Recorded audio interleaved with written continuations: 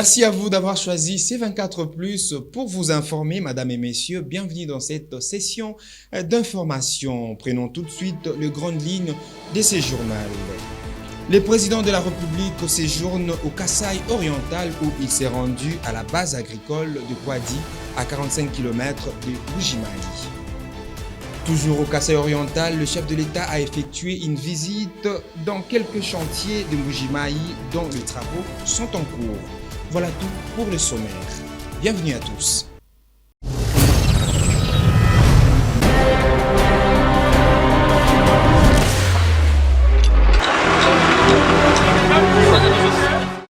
Comme annoncé dans les titres, le chef de l'État, Félix-Antoine Tshisekedi, s'est rendu à la base agricole de Kwadi à 45 km de Mbuji-Mayi. Commentaire, Karine Kabango. Soucieux du bien-être du peuple, le chef de l'État Félix-Antoine Tshisekedi s'est privé des fêtes du Nouvel An pour visiter la base agricole de Kwadi, située à 45 km de Mbuji-Mayi. Une fois sur les lieux, il a reçu des explications sur le fonctionnement et la transformation des produits. Il s'agit d'une géante structure agro-industrielle qui cadre avec l'agenda de transformation de l'agriculture du président de la République.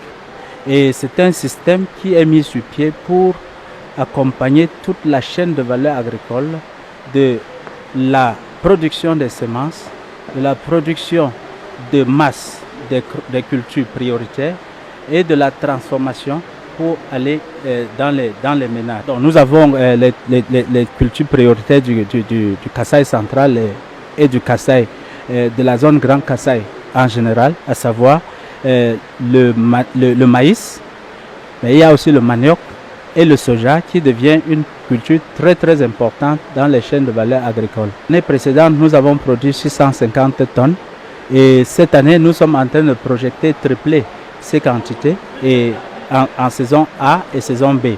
Donc pour la saison A, le maïs que nous avons par exemple sur le champ, ça va nous donner environ 1350 hectares, 1350 tonnes je veux dire. Si on combine la production qui est en régie et la production qui est en milieu paysan, nous serions à 1350 tonnes environ pour cette saison A. Pour la saison B, nous allons emblaver les mêmes superficies pour que sur l'année, nous avons 2500-2700 tonnes. En effet, et c'est depuis avril 2022 que l'Institut international d'agriculture tropicale cultive sur plus de 120 000 hectares le maïs, le soja, le manioc et transforme ce produit phare de consommation en plusieurs autres produits dérivés. Ce vaste champ éblouissant de Tshilenge a donné l'année dernière 650 tonnes de maïs et la production devrait tripler en 2023 selon certaines études agricoles. Une semaine après les débuts de l'opération d'enrôlement des électeurs, Denis Kadima, président de la Commission électorale nationale indépendante, CENI, a répondu aux plaintes de la population concernant le déroulement de ces opérations dans différents centres et a expliqué comment son équipe compte résoudre ce problème. Il a dit au micro de nos confrères de Top Congo FM, suivez-les, dans cet extrait choisi par Christian Kazembe. Quant au taux d'ouverture des centres d'inscription, il augmente graduellement. Nous continuons la distribution des machines d'enrôlement et autres matériels, et plus ces matériels sont reçus dans des centres d'inscription, et ça contribue à l'augmentation du taux de participation. Donc chaque jour qui passe, nous avons beaucoup plus de personnes enrôlées, et ça, c'est très encourageant. Concernant la carte d'électeur actuelle, elle est imprimée au moyen d'une imprimante thermique. C'est pour ça qu'elle est en noir et blanc. L'avantage avec cette impression par voie thermique, c'est que la carte, on n'a pas besoin de cartouches, on n'a pas besoin de différents types de couleurs. Et ça permet de réduire le coût dans un contexte où nous sommes pour la mutualisation. Et nous allons laisser l'impression de la carte d'identité se faire en couleur par l'ONIP.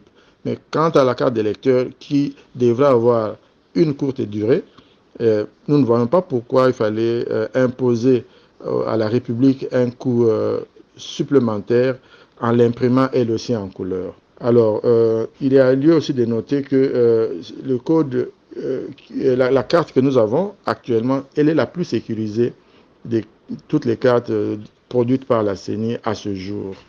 Alors, le code QR, certains pensent qu'il n'est pas lisible.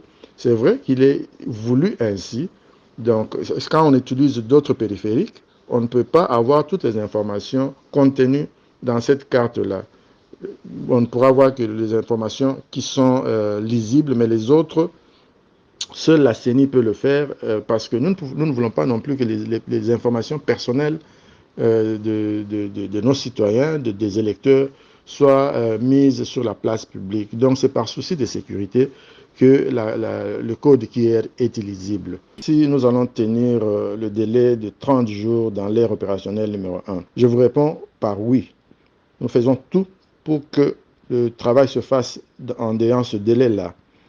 Et comme nous l'avons dit dans notre communiqué du 28 décembre, là où il y aura eu des retards, donc les centres d'inscription où il y aura eu des retards, eh bien ces centres récupéreront les jours perdus. L'honorable président de l'Assemblée nationale, Christophe Mbosso, est à Kenge dans le Grand Bandundu depuis le week-end dernier. Les numéro 1 de l'Assemblée nationale y séjournent pour une sensibilisation massive à l'enrôlement de leurs administrés. Suivez ce reportage.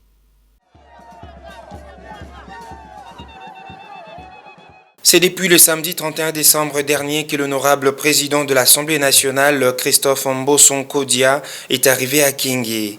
Un accueil chaleureux lui a été réservé le long de la route jusqu'au stade où il a tenu son premier meeting officiel dans la soirée devant le vice-gouverneur de la province, les personnalités politiques provinciales et coutumières, les notables et une foule d'habitants de la ville. Il s'est adressé à la population en ce terme. Miss Poi Banguna Bazali Ebele parce que Congo izali mboka ya bwanya, Congo eza mboka ya lokomo, me bato ya mitima mabe balingi te bana Congo bazalaki kimia. Oyo ayebi kaza congolais, aza citoyen, il faut ça l'enrôlement pour voter ba député. Vote isa pouvoir monene. Vote isa likambo monene. Citoyen oyo aza na mbula ya ko voter, il faut voter. Il faut azwa carte pour voter ba konse ya mboka. Ngai pelendi na kokita na Kenge de na kosala enrôlement. Na kotambola pe awa na kati ya ville natala ndenge nini makambo ezali ko salama. Dans la suite de son discours, le speaker de la Chambre basse du Parlement a axé son propos sur 3 points essentiels, à savoir l'électrification du Kwango avant la tenue des élections, la sensibilisation de la population à l'enrôlement et enfin le vote de Félix-Antoine Tshisekedi Tshilombo, seul et unique candidat du Kwango pour la présidentielle de décembre 2023. Nasalaki réunion na bango bato esne. Alobi na bango tala mikande oti na États-Unis. Bato balobi na nga na Kenge kananga na bambuka ebele kati yango oyo soko boke kotia biloko wana photovoltaïque ekosimba te. Alors nga nalingi yango te, tozongela inga. Soko tozongeli inga te, tokenda kosala kapanga. Toujours dans le même ordre d'idées, l'opposant congolais Martin Fayulu s'est adressé à la population congolaise le 31 décembre dernier. À l'occasion de la fête de fin d'année, le président décidé a profité de l'occasion pour inviter les Congolais à se faire enrôler pour les prochaines élections. Suivez-les dans cet extrait choisi par Jean-Luc Chibango. Nous voici à la fin de l'année 2022 et à l'aube de l'année 2023. L'année 2022 a été particulièrement éprouvante pour nous, peuple congolais, notamment sur le plan sécuritaire, économique et social. En effet, Notre pays continue d'être victime d'agressions multiples, coordonnées et préméditées, en particulier dans sa partie est, de la part des États voisins, le Rwanda et l'Ouganda. Cette situation tragique est à l'origine des crises humanitaires aiguës qui affectent des millions de Congolais. Le massacre à caractère génocidaire perpétré à Kishiché le 29 et 30 novembre dernier est un crime de trop contre l'humanité commis en RDC par les supplétifs rwandais du M23. Congolaises et Congolais, préparons-nous pour les élections de 2023, pour qu'ensemble, nous puissions transformer en profondeur notre pays et jeter les bases d'un avenir radieux pour nos enfants et les générations futures. Jeunes Congolais, ne reculez pas. Saisissez cette occasion pour vous enrôler massivement, car détenir une carte d'électeur, c'est détenir le pouvoir de changer les choses. Un Congo libre, fort, digne et prospère est possible. Je vous souhaite une bonne et heureuse année 2023, tout en implorant la grâce de notre Seigneur, afin que tous les déplacés internes regagnent leur environnement naturel et que la guerre injuste imposée à notre pays s'arrête. Que la paix et le bonheur vous accompagnent tout au long de cette nouvelle année. Que Dieu bénisse les Congos. Que Dieu vous bénisse. Le vice-premier ministre chargé de la fonction publique, Jean-Pierre Liaou, a dressé son bilan pour la clôture de l'année 2022. C'était lors d'un échange avec les agents et cadres de son ministère devant le bâtiment administratif de la fonction publique. Commentaire de Jennifer Balouti. Pour trouver des solutions à toutes sortes de problèmes et difficultés au sein de l'administration de la fonction publique, Jean-Pierre Liaou, vice-premier ministre en charge de la fonction publique, a eu un dernier face-à-face avec les fonctionnaires pour exposer sur les réalisations accomplies pour le redressement et la modernisation de l'administration publique, ainsi que sur les perspectives pour l'année 2023. 4406 personnes, agents de l'État, ont été mises à la retraite au mois de septembre. Au moment où nous sommes ici rassemblés, on est en train de lire à la télévision les noms de 6369 fonctionnaires qui viennent d'être mis à la retraite par le président de la République et le Premier ministre, chef du gouvernement. Comme on l'a envisagé, plus de 10 000 pour cette année vont permettre l'accélération du rajeunissement. Nous allons remplacer un fonctionnaire sur 2 qui part à la retraite. Ça veut dire la moitié de ses effectifs. Présents nombreux dans la cour du bâtiment administratif, les agents de l'État ont pris la parole devant le vice-premier ministre sur plusieurs sujets ayant trait à la réforme de l'administration publique. Il a aussi insisté sur les efforts fournis pour éliminer toutes sortes de disparités et antivaleurs selon les assignations du chef de l'État. Il a aussi parlé de l'organisation d'une conférence sur la fixation des cadres organiques dans tous les services publics de l'État. Mais il y a aussi donc la fixation, comme je l'ai dit, des cadres organiques pour que nous sachions dans chaque administration, des ministères, des institutions, de tous les services publics, de combien de fonctionnaires a-t-on besoin. L'État doit avoir un organigramme précis. Au final, les fonctionnaires ont exprimé leur satisfaction de voir la réforme de l'administration publique se réaliser sur la supervision du Premier ministre Sama Lukonde et le leadership du chef de l'État, Félix-Antoine Tshisekedi. Le Premier ministre Jean-Michel Sama Lukonde a réaffirmé l'engagement du gouvernement à travailler d'arrache-pied sur le programme de développement local de 145 territoires. Suivez ces commentaires de Jennifer Balouti.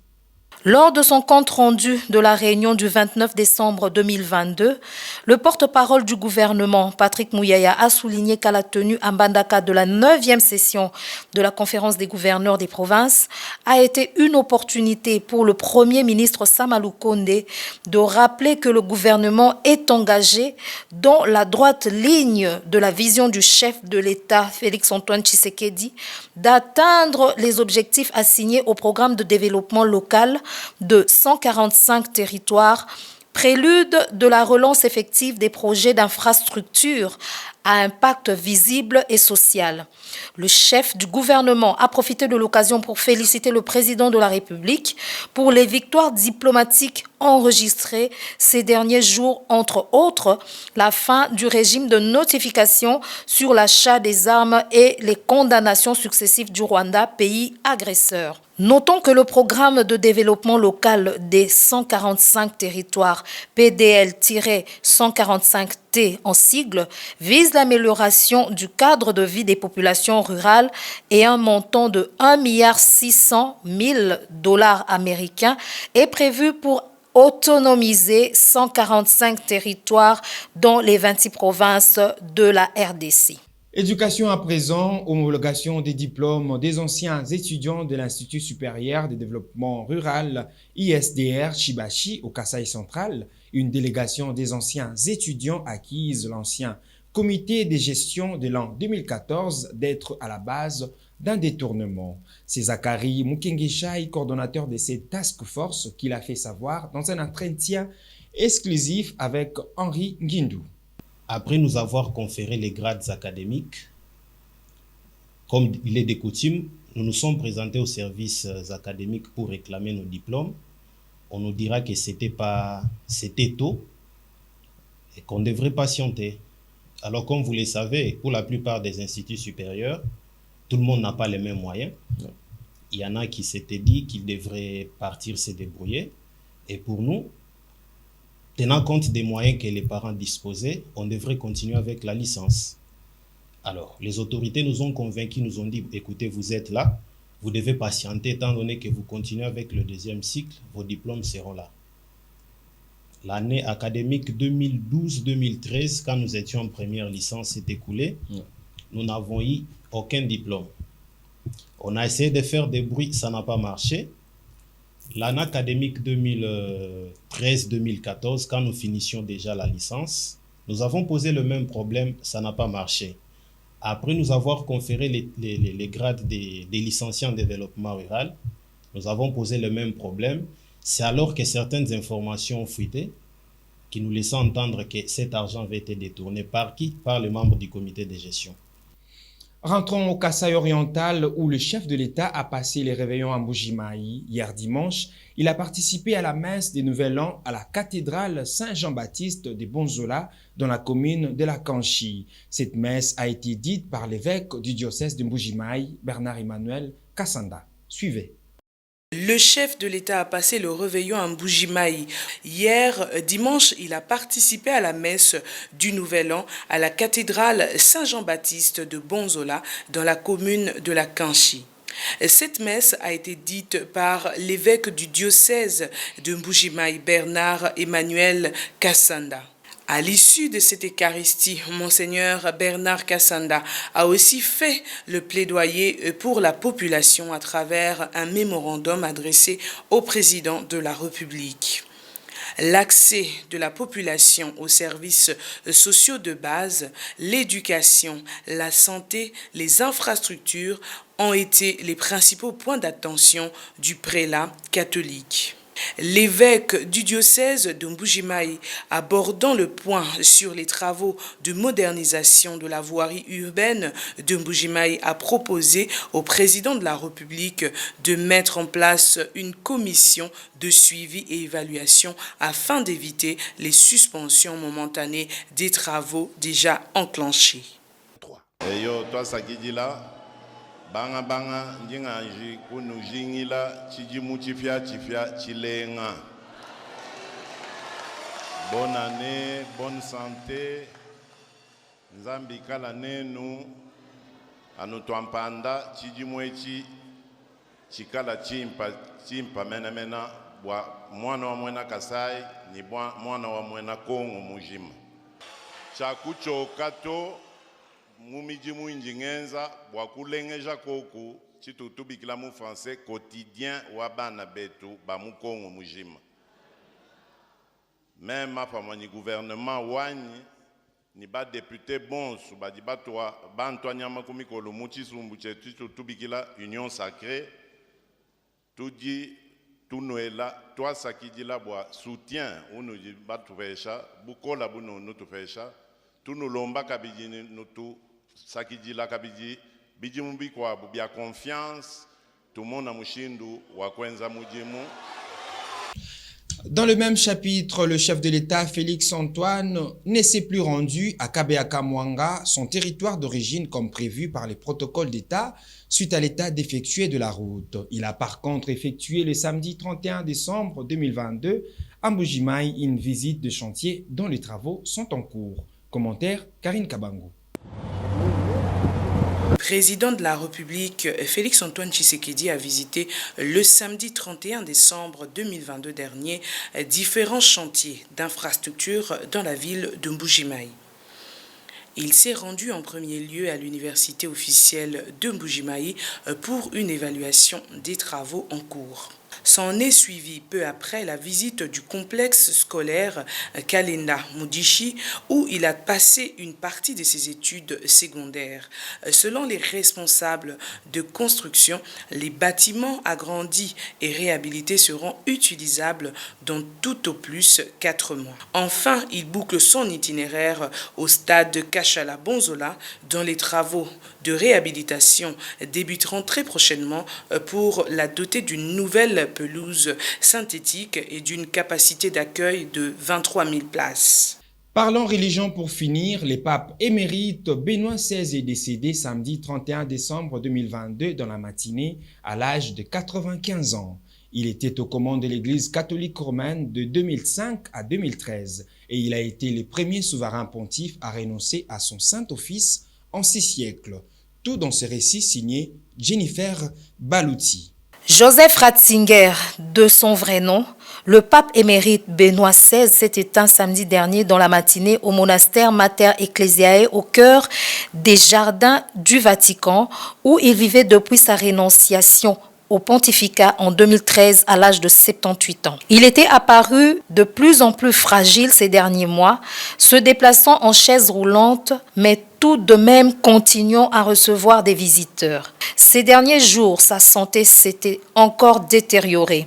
Le pape François avait annoncé mercredi 28 décembre que son prédécesseur était gravement malade et qu'il priait pour lui. Son corps a été exposé aujourd'hui, lundi 2 janvier 2023, dans le cadre solennel de la basilique Saint-Pierre, pour permettre aux fidèles de le saluer. Son décès met fin à la cohabitation de l'Allemand Joseph Ratzinger, brillant théologien, peu à l'aise avec les bains de foule, et l'Argentin Roré Bergoglio, jésuite doté d'une parole incisive qui a voulu remettre les pauvres et les migrants au centre de la mission de l'Église. Les funérailles du 265e pape auront lieu le 5 janvier au Vatican et seront présidées par le pape François, un événement inédit auquel des dizaines de milliers de personnes assisteront, dont des chefs d'État.